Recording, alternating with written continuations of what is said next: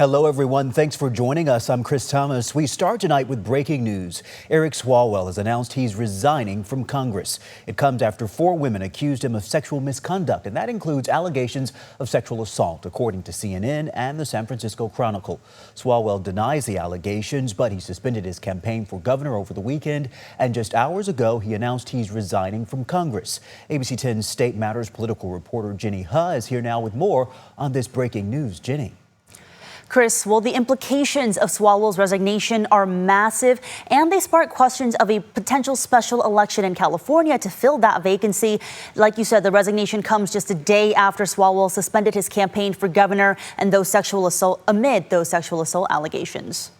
They were quick to realize that this is a cancer that just sort of goes on and on and on. I think it was obvious right off the bat that he could not survive this. Back-to-back candidate chaos surrounding Eric Swalwell as he, in less than 24 hours, announced his resignation from Congress and the suspension of his campaign for governor amid serious allegations of sexual assault. Swalwell has denied any wrongdoing. The crowded Democratic gubernatorial field now down to 7 leading candidates. The big question, to which candidate or candidates will the Swalwell voters go? Do they go to one of the front runners, Katie Porter or Tom Steyer, or do they go to someone else like Javier Becerra or Villaraigosa or one of the other candidates? We don't know yet. Well, somebody needs to step out of the box and do something different. And not something different in the way that Eric Swalwell was doing something different. They need to do something different positively. Political experts floating 3 Democratic names to replace Swalwell as the leading Democratic candidate: Tom Steyer, Katie Porter, and Matt Mahan. To me, as a registered lifelong Democrat, it's a little boring. There are a lot of people running for second place right now. Tom Steyer, who's got unlimited bank account. Katie Porter, the prominent female on the ticket. Mahan brings some bona fides that the others don't. Candidates seizing the moment to elevate their own campaigns, with the race of 7 Democrats and 2 Republicans still without a clear frontrunner. We asked San Jose Mayor Matt Mahan directly. Steyer was unavailable for an interview. We did not hear back from Porter. How does the Swalwell dropping out change the dynamics of the gubernatorial race, in your opinion? I think this race is more open than ever.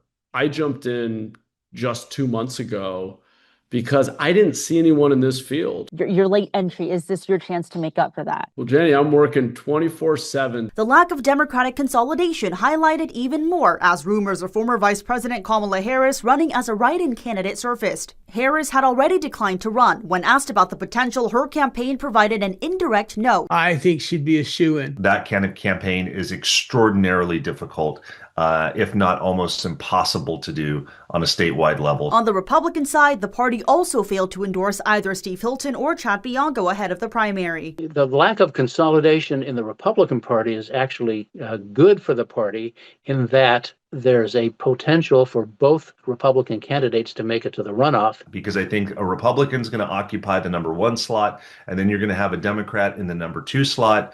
And then, of course, that likely flips in November.